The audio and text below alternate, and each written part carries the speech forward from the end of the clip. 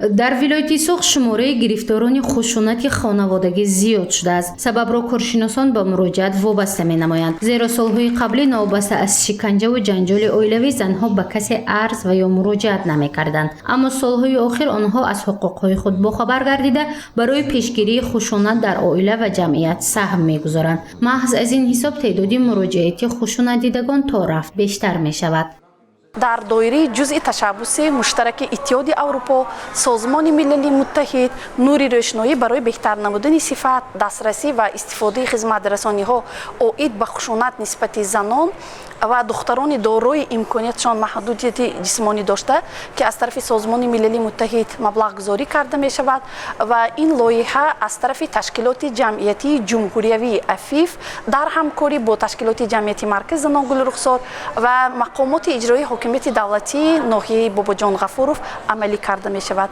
таҳлилҳои омории ташкилоти ҷамъияти Занон Гулрухсор нишон медиҳад, ки давоми нимсолаи аввали соли 2022 1527 муроҷиат ба қайд гирифта шудааст, ки аксарияти онҳо вобаста ба хушунати хонаводагӣ аст. Аз ин рақам 940 муроҷиат тариқи телефони боварӣ, 971 муроҷиат тариқи мусоҳибаи рӯбарӯ, 7 ҳолати муроҷиат ҳангоми машварати сайёр, 11 нафар дар машварати оилавӣ ва 51 нафар дар паноҳгоҳи муваққатӣ қарор гирифтанд. маҳз ба хотири пешгирии зӯроварӣ ва хушунати хонаводагӣ дар қасри фарҳанги ҷамоати деҳоти унҷии ноҳияи Бобоҷон Ғафуров аксия ташкил ва баргузор карда шуд.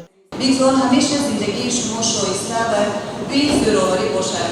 зиндагии шоистаи ҳар як шаҳрванди ҷумҳурии Тоҷикистон барои мо ин як неъмати бузург аст, ки ҳам худованд барои мо ҳадя намудааст, бояд мо онро чунон зиндагӣ барем, чунон асар барем, ки барои ҳар яки мо он то абад дар хотир монад ва бо хотираҳои нек зиндагии хешро бурда бошем.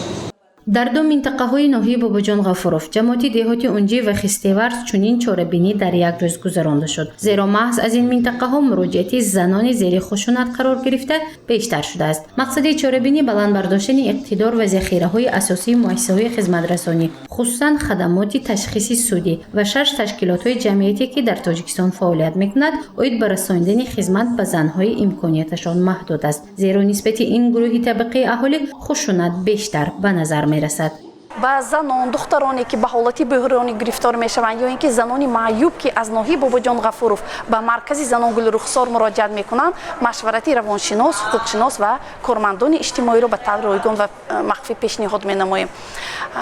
умуман агар дар ҷомеа имрӯз нигарем, бештар занҳое ки маъюб ҳастанд, онҳо ҷабрдидаи хушунати хонаводагӣ мешаванд ва ё ин ки аз ҷиҳати иқтисодӣ ба аъзоёни оилаи худ побанд ҳастанд ва имрӯз бо гузарондани ин маъракаҳо мо ба ҷомеа гуфтанӣ ҳастем, ки новобаста он ки зан маъюб аст, новобаста он ки ягон имконияти маҳдуд дорад, ҳама дар ҷомеа баробар ҳуқуқанд ва дар ҷомеа бигзор бошад, ки ба ҷои хушунат, ба ҷои зӯроварӣ меҳру муҳаббат пойдор ва самимӣ бошад. ташкилоти ҷамъиятии Гулрухсор 26 сол инҷониб фаъолият намуда, дар ин муддат 65 лоиҳаҳоро амалӣ намудааст. ҳамаи лоиҳа барои беҳтар намудани сатҳу зиндагии сокинони кишвар барои пешгирии хушунати хонаводагӣ нигаронда шудааст. ҳадаф рушди ҷомеа ва солимии сокинон аст. гузориши Мафтуншкурова, Наимҷон Аюбов барои барномаи иттилоотии Хабар.